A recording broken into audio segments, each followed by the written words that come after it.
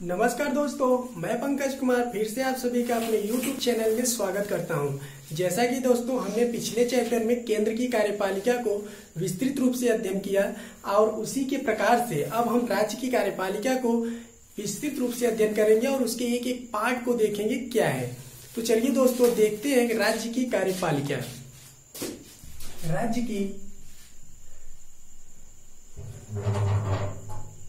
की कार्यपालिका, ठीक है दोस्तों, राज्य की कार्यपालिका। तो देख लेते हैं राज्य की कार्यपालिका में कौन कौन से अंग होते हैं। पहली चीज राज्यपाल, फिर मुख्यमंत्री, ठीक है, फिर मंत्रिपरिषद,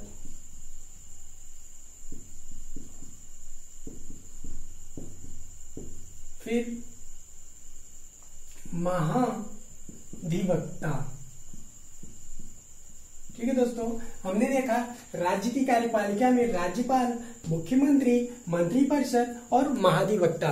तो दोस्तों जैसा कि हमने केंद्र की कार्यपालिका में आप सबको बताया था कि केंद्र की कार्यपालिका में राष्ट्रपति महोदय जी एक नाम मात्र के हेड होते हैं, उसी प्रकार से राज्य की कार्यपालिका में अगर यदि देखें तो जो राज्यपाल महोदय जी होते हैं वे भी एक नाम मात्र के हेड होते हैं। बाकी जिन्हें वास्तविक हेड माना जाता है वो सीएम को माना जाता है। कह सकते हैं कि जो भी कार्य प्रणाली होती है वो सीएम के अंदर होती है, जो भी शक्तियां होती हैं वो सीएम के अंतर्गत होती हैं। उसके बाद दोस्तों यदि राज्यपाल की बात की जाए तो थोड़ा अटैचमेंट करके हम पढ़ेंगे केंद्र की कार्यपालिका से राष्ट्रपति जी से मिलाकर, तो बिल्कुल राष्ट्रपति के ही जैसे इनके कार्य प्रणाली को भी देखते हैं हम राज्य के अंदर। तो चलिए दोस्तों इनके बारे में हम देखते हैं और ये देखेंगे कि किन किन अनुच्छेदों में इनके बारे में वर्णन मिलता है। तो चलिए शुरू करते हैं। राज्यपाल,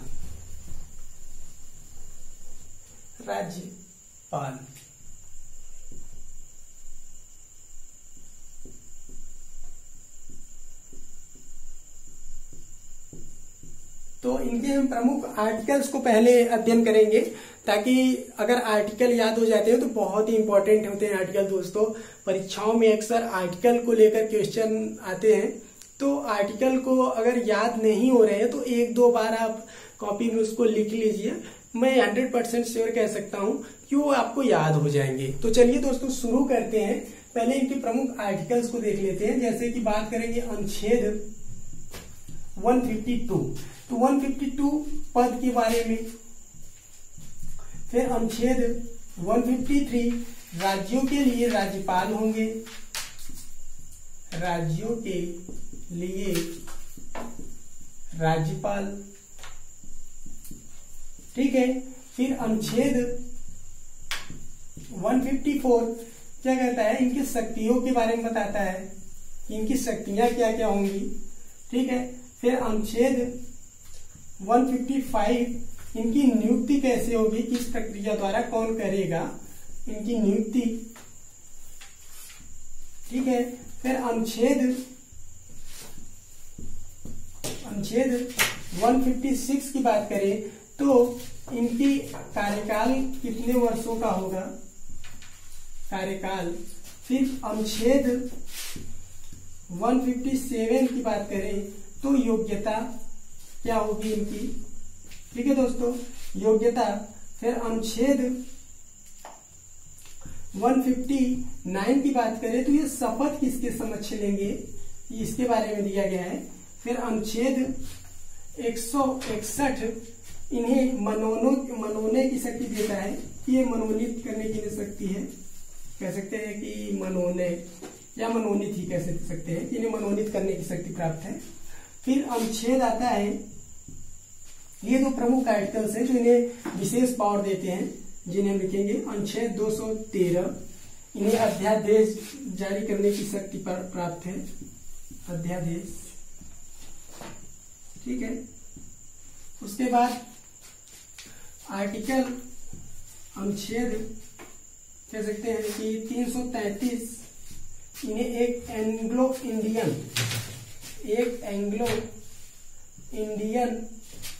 नियुक्ति करने या मनोनय करने की शक्ति प्राप्त है। ठीक है, इन्हें एक एंग्लो इंडियन नियुक्ति करने की शक्ति प्राप्त है।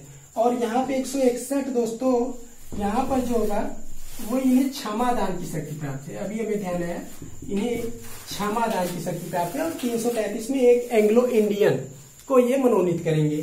तो हमने देखा दोस्तों 152 इनके पद के बारे में, 153 इनके राज्यों के लिए एक राज्यपाल होंगे, और 154 इनके शक्तियों के बारे में वर्णन मिलता है। फिर 155 ये इनकी नियुक्ति के बारे में, इनकी नियुक्ति कौन करता है। फिर उसके बाद 156 इनके कार्यकाल के बारे में, फिर 157 इनकी योग्यता के बारे में, फिर 159 इनके शपथ ये किसके समक्ष लेंगे, फिर 161 क्षमादान की देने की शक्ति इन्हें प्राप्त है, फिर 213 अध्यादेश जारी करने की शक्ति प्राप्त है, फिर 333 एक एंग्लो इंडियन को ये मनोनीत करेंगे। तो हमने दोस्तों इन प्रमुख आर्टिकल्स को देखा, और इन्हें एक दो बार यदि आप लिख लेते हैं तो याद भी हो जाएंगे, कोई दिक्कत नहीं है। तो चलिए दोस्तों हम शुरू करते हैं। अगर 152 की बात करें तो इनके पद के बारे में दिया गया है, तो हम ऐसे ही जान लिए, बस इतना याद रखना है कि किस आर्टिकल के तहत इनके पद को रखा गया है। तो आर्टिकल 152। फिर दूसरा देखेंगे 153। यदि 153 की बात करें तो राज्यों के लिए एक राज्यपाल होंगे। 153 कहता है कि हर राज्य के लिए एक राज्यपाल नियुक्त किए जाएंगे, अर्थात कह सकते हैं कि हर राज्य के लिए एक राज्यपाल होंगे। फिर अनुच्छेद 154 इनकी शक्तियों के बारे में दिया गया है, हम इनके शक्तियों के बारे में पढ़ेंगे। फिर 155 इनकी नियुक्ति के बारे में। तो चलिए दोस्तों हम शक्तियों को लास्ट में देखते हैं। अभी हम यहाँ से शुरू करते हैं, कौन से 155 में नियुक्ति इनकी कौन करता है। यदि हम जाने कि इनकी नियुक्ति कौन करता है तो चलिए शुरू करते हैं पहले पॉइंट से। यहां से अनुच्छेद 155 इनकी नियुक्ति कौन करता है, इनकी नियुक्ति कौन करता है। तो इनकी नियुक्ति जो है राष्ट्रपति महोदय जी करते हैं। कौन करता है, राष्ट्रपति महोदय जी, केंद्र सरकार की सलाह पर। केंद्र सरकार की सलाह पर। ये ध्यान देने वाली बात है दोस्तों, क्वेश्चन में ऑप्शन दे तो देता है राष्ट्रपति, तो आगे ये भी कह सकता है कि केंद्र सरकार की सलाह पर या केंद्र सरकार की सलाह पर नहीं। तो ये अगर रहेगा केंद्र सरकार की सलाह पर तो ये राइट आंसर होगा। ठीक है दोस्तों, तो हमने देखा कि 152 इनके पद के बारे में, उसके बाद 153 राज्यों के लिए एक राज्यपाल होंगे, फिर 154 इनके शक्तियों के बारे में, फिर 155 इनके नियुक्ति के बारे में। तो हमने नियुक्ति पे चर्चा की, अनुच्छेद 155 की इनकी नियुक्ति कौन करेगा, तो राष्ट्रपति महोदय जी केंद्र सरकार की सलाह पर। अब हम देखेंगे 156 आर्टिकल, अनुच्छेद 156। अनुच्छेद 156 इनके कार्यकाल को बताता है कि इनका कार्यकाल कितने दिनों का होगा। तो कार्यकाल इनका 5 वर्षों का होता है दोस्तों। कितने वर्षों का, 5 वर्षों का। और आगे एक बात और जोड़ी जाती है, राष्ट्रपति के प्रसाद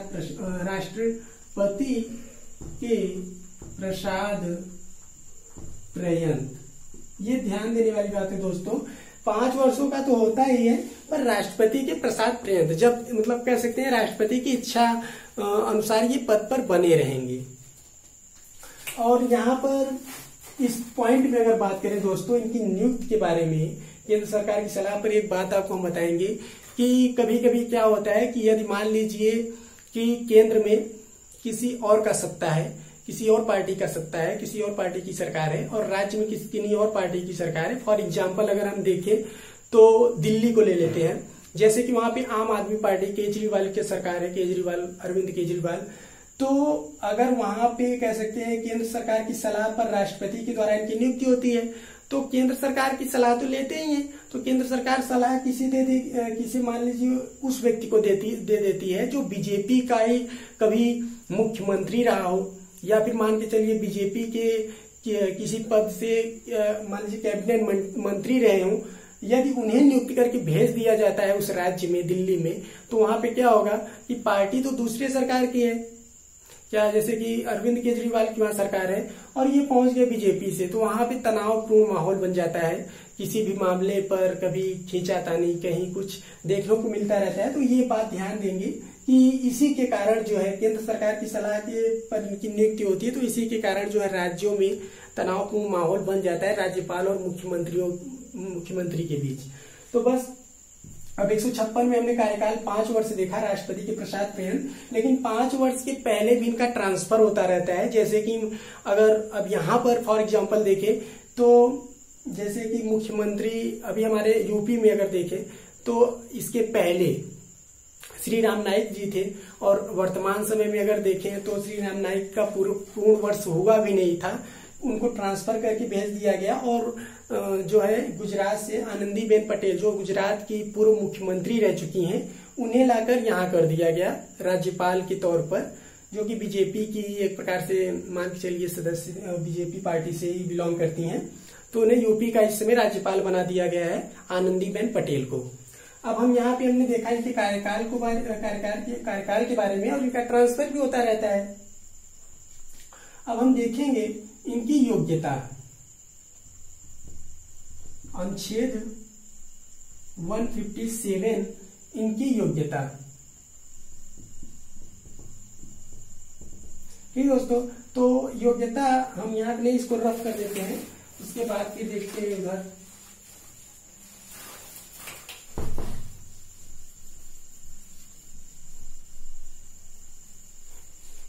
क्या चर्चा था? अनुच्छेद 157 योग्यता।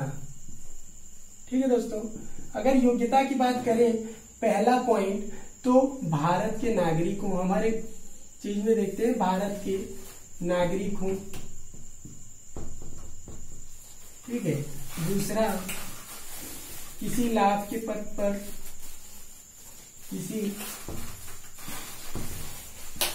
लाभ के पद पर न हो।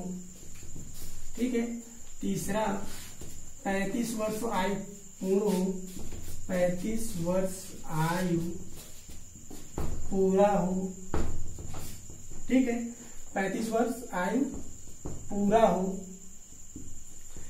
संसद या कह सकते हैं विधानमंडल, संसद या विधानमंडल के सदस्य न हो। ठीक है दोस्तों, हमने देखा भारत के नागरिक हो, किसी लाभ के पद पर न हो अर्थात गवर्नमेंट जॉब्स न हो में ना हो, फिर 35 वर्ष आयु पूरा हो, संसद या विधानमंडल के सदस्य ना हो। और एक पॉइंट और अगर देखना चाहें हम, पांचवी चीज, तो कह सकते हैं कि मानसिक रूप से स्वस्थ हो। क्या? मानसिक रूप से स्वस्थ हो, मानसिक रूप से स्वस्थ हो। तो बस यही 5 पॉइंट था। भारत के नागरिक हो, किसी लाभ के पद पर ना हो, 35 वर्ष आयु पूरा हो, और संसद या विधानमंडल के सदस्य ना हो, उसके बाद मानसिक रूप से स्वस्थ हो। संसद या विधानमंडल का सदस्य होने का मतलब है, अगर संसद की बात की जाए तो लोकसभा राज्यसभा, और अगर विधानमंडल की बात की जाए तो विधानसभा विधान परिषद। तो बस उन्हीं में से सदस्यता इन्हें हासिल नहीं होनी चाहिए। उसके बाद फिर मानसिक रूप से स्वस्थ हो। ठीक है, अब हम देखेंगे दोस्तों अनुच्छेद 157 के बाद आगे बढ़ेंगे इसको रफ करके।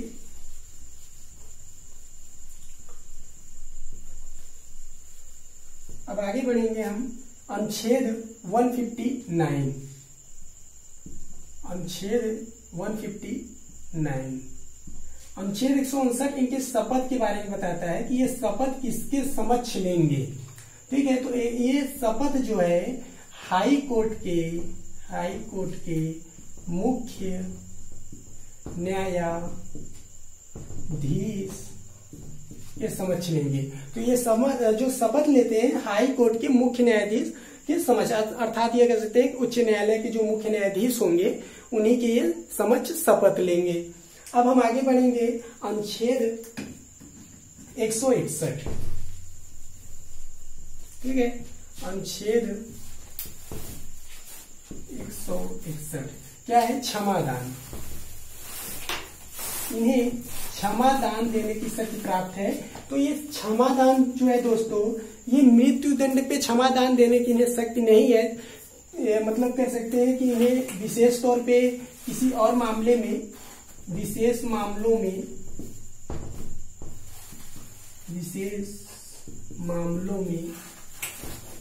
क्षमादान दे सकते हैं। पर यहाँ पे एक चीज बस याद रखेंगे कि मृत्यु दंड पे इनका जो है कोई मतलब पावर, कह सकते हैं पावर नहीं होता। मृत्यु दंड ये नहीं दे, मृत्यु दंड पे जो है इनका क्षमा की शक्ति जो है समाप्त हो जाती है, क्षमादान नहीं दे सकते मृत्यु दंड पे। बाकी विशेष मामलों में इन्हें क्षमा दान देने की शक्ति प्राप्त है। ठीक है, अनुच्छेद 161 हमने देखा। अब हम अगर अनुच्छेद 213 की बात करें दोस्तों, अनुच्छेद 213 की बात करें तो अध्यादेश, क्या दोस्तों, अध्यादेश। अब अध्यादेश हमने देखा था दोस्तों, अगर राष्ट्रपति को अध्यादेश देने की शक्ति की बात की जाए तो उसमें हमने देखा था 123 हमने बताया था आपको कि राष्ट्रपति को अध्यादेश जारी करने की शक्ति प्राप्त है आर्टिकल 123 के तहत, और यहाँ पर आर्टिकल 213 के तहत राज्यपाल को अध्यादेश जारी करने की शक्ति प्राप्त है 213 के तहत। तो याद करने के, यदि अध्यादेश राष्ट्रपति और राज्यपाल की बात की जाए तो बस 1.1 को यहाँ उठा देंगे, 123 हो जाएगा। यहाँ पे यदि एक को हटा दे, यहाँ कर दे तो 1 2 3 123, यहाँ पे राष्ट्रपति को अध्यादेश देने की प्राप्त है। और यदि ये ऐसे ही रहता है, यहाँ पे 2 1 बीच में कर देते हैं तो अध्यादेश राज्यपाल को देने की प्राप्त है।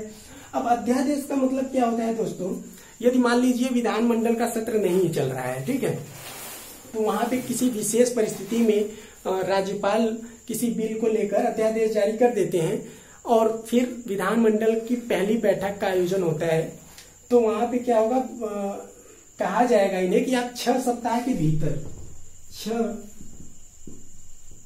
सप्ताह के भीतर इसे प्रूफ करिए, नहीं ये स्वतः रद्द कर दिया जाएगा, अर्थात ये रद्द कर दिया जाएगा विधानमंडल के द्वारा। ठीक है दोस्तों, तो इन्हें समय भी दे दिया जाता है, 6 सप्ताह के अंदर इसे प्रूफ करिए। फिर उसके बाद जो भी आपका अध्यादेश है उसको हम पारित ही रहेगा और उसके बाद आगे कार्यकाल देखा जाएगा, सत्र आगे बढ़ेगा। तो यही इंपॉर्टेंट हो जाता है कि 6 सप्ताह के अंदर सत्र आयोजन जब होगा तो उसमें इन्हें समय दे दिया जाएगा, आप 6 सप्ताह के अंदर इसे प्रूफ करिए। तो बस हो गया 213। अब अनुच्छेद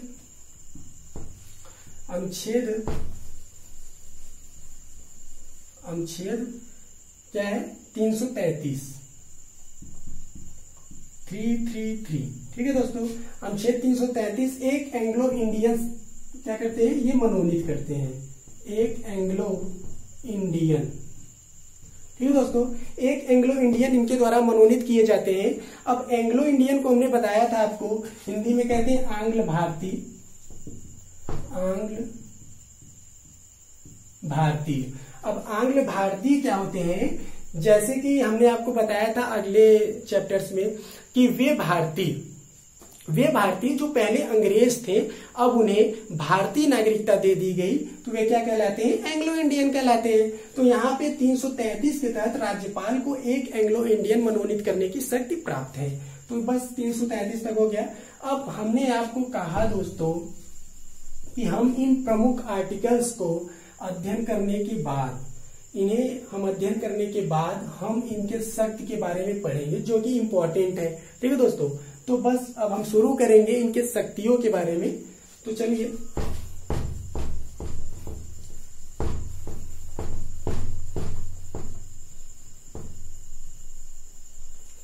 हमने देखा अनुच्छेद 154 क्या था, इनके शक्तियों के बारे में कि इन्हें कौन कौन सी शक्तियां प्राप्त हैं। तो हम स्टार्ट करेंगे कि इन्हें कौन कौन सी शक्तियां प्राप्त है। तो पहली चीज कार्यकारी शक्ति देखेंगे। क्या कार्यकारी शक्ति, कार्यकारी शक्ति में देखेंगे नियुक्ति, ये किन किन का नियुक्ति करते हैं, इनके माध्यम से किनका नियुक्ति होता है। तो पहला पॉइंट कहेंगे सीएम।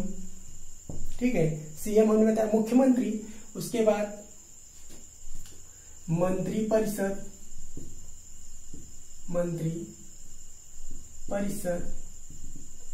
फिर आयुक्त, चुनाव आयुक्त, फिर लोक सेवा आयोग, ठीक है, लोक सेवा आयोग, फिर सीएम मंत्रिपरिषद, चुनाव आयुक्त, लोक सेवा आयोग, फिर कुलपति, क्या दोस्तों, कुलपति, यहाँ पे कोष्टक में यूनिवर्सिटी, ठीक है दोस्तों, कुलपति। यहाँ पे हमने यूनिवर्सिटी क्यों लिखा दोस्तों, आपको बताते हैं कि दोस्तों जो हमारे राज्यों में विश्वविद्यालय होते हैं, कह सकते हैं कि जितने भी विश्वविद्यालय होते हैं, यूनिवर्सिटियां होती हैं, उनमें क्या होते हैं, कुलपतियों की नियुक्ति की जाती है।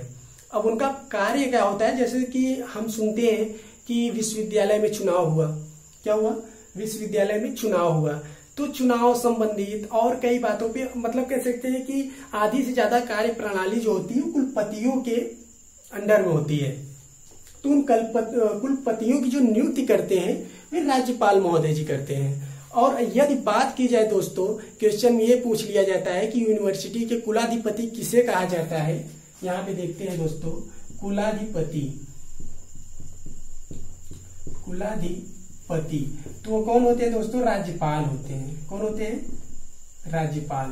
तो किन्हें कहा जाता है दोस्तों, कुलाधिपति का जो दर्जा दिया जाता है वो राज्यपाल होते हैं हर यूनिवर्सिटीज के। क्या, कुलाधिपति का दर्जा जो राज्यपाल होते हैं वो कुलाधिपति होते हैं, और कुलपति की जो नियुक्ति करते हैं वे कौन करते हैं, राज्यपाल महोदय जी करते हैं।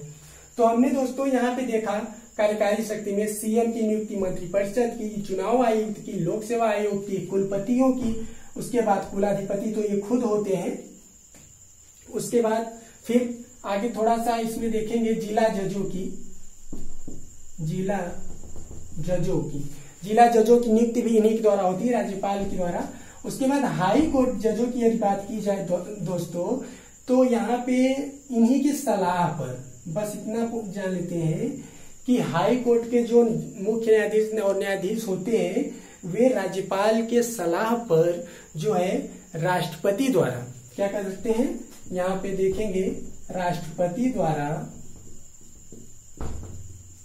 जैसा कि हमें राष्ट्रपति चैप्टर में आपको बताया भी था दोस्तों कि जो जजों की नियुक्ति होती है हाई कोर्ट सुप्रीम कोर्ट की, वो किनके द्वारा, राष्ट्रपति द्वारा होती है। और यहाँ पर यदि बात की जाए राज्यों में, तो राज्यपाल की सलाह पर हाई कोर्ट के जजों की नियुक्ति होती है, लेकिन यहाँ पे जिला जजों की नियुक्ति राज्यपाल द्वारा डायरेक्ट की जाती है। ठीक है, तो हमने कार्यकारी शक्ति में देखा। अब हम दूसरा देखेंगे विधायी शक्ति। क्या दोस्तों, विधायी शक्ति। ठीक है, विधायी शक्ति में ज्यादा कुछ नहीं है, एक दो पॉइंट बस है। क्या, विधानमंडल का जो सत्र होता है,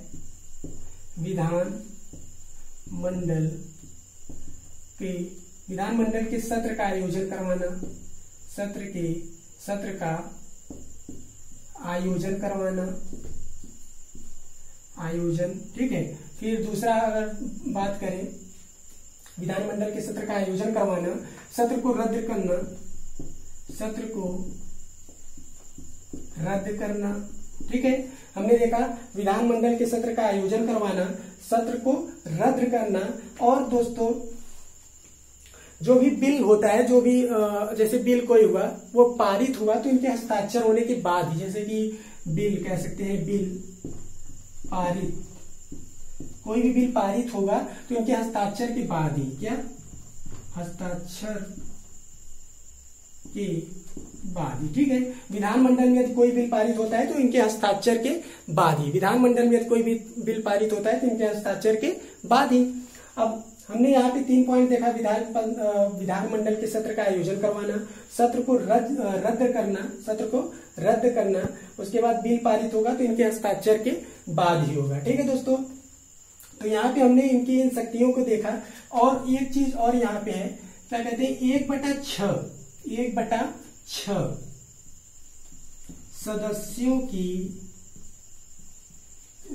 सदस्यों का मनोनय, 1/6 सदस्यों का मनोनय। अब पॉइंट यहाँ पे ये फंसता है कि किन सदस्यों का, तो विधान परिषद के सदस्यों का। किन सदस्यों का दोस्तों, तो विधान परिषद के सदस्यों का, विधान परिषद के सदस्यों का 1/6। अब यहाँ पे हम आपको बताएंगे कि 1/6 का मतलब क्या होता है कि अगर एग्जाम मान लीजिए कि यूपी में 100 सीटें हैं, कितनी सीटें हैं? 100 सीटें हैं, तो 100 का 1/6 सदस्य जो मनोनीत किए जाएंगे विधान परिषद में। हम जानते हैं दोस्तों कि मनोनयन के माध्यम से विधान परिषद के सदस्य पहुंचते हैं, अर्थात नियुक्ति के माध्यम से। तो 1/6 सदस्य जो होंगे वे राज्यपाल द्वारा मनोनीत किए जाएंगे। अब जैसे 100 सीट है, तो अगर यहाँ पे बात की जाए तो 6 मतलब कुल मिला के 18 कह सकते हैं कि 18 सदस्यों की जो नियुक्ति होगी, जो मनोनीत किए जाएंगे, वे किनके द्वारा किए जाएंगे? राज्यपाल द्वारा किए जाएंगे। कितने? 18। जैसे कि 100 सदस्य हैं तो 100 का 1/6, मैंने बोला ना 1/6 सदस्यों का जो नियुक्ति होगी वो किनके द्वारा होगी? राज्यपाल द्वारा होगी। ठीक है दोस्तों।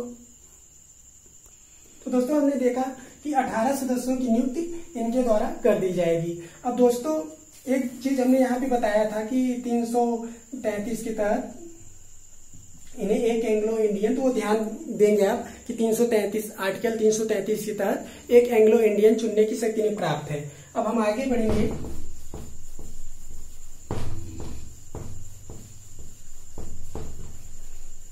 अब हम देखेंगे दोस्तों कुछ इन्हें वित्तीय शक्तियां भी प्राप्त है।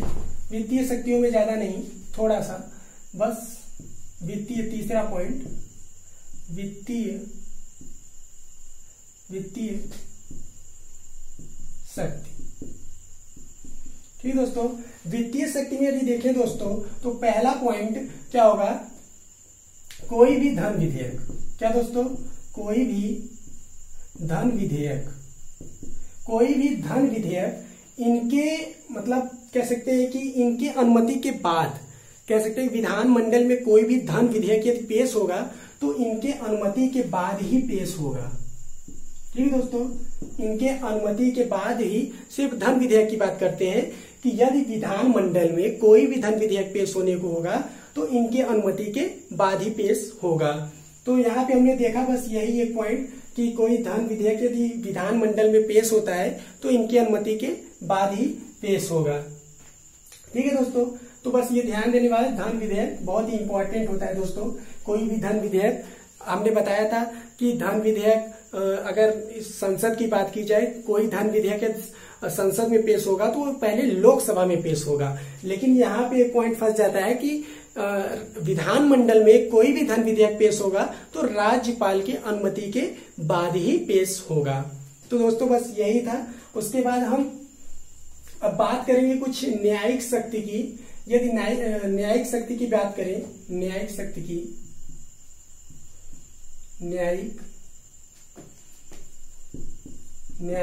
की बात करें तो दोस्तों हमने बताया न्यायिक शक्ति में कि इन्हें जो न्यायिक शक्ति प्राप्त है वो अनुच्छेद 161 के तहत, अनुच्छेद 161 के तहत इन्हें क्षमादान शक्ति प्राप्त है। क्षमा ये दे सकते हैं, लेकिन एक पॉइंट उसमें बताया मृत्युदंड।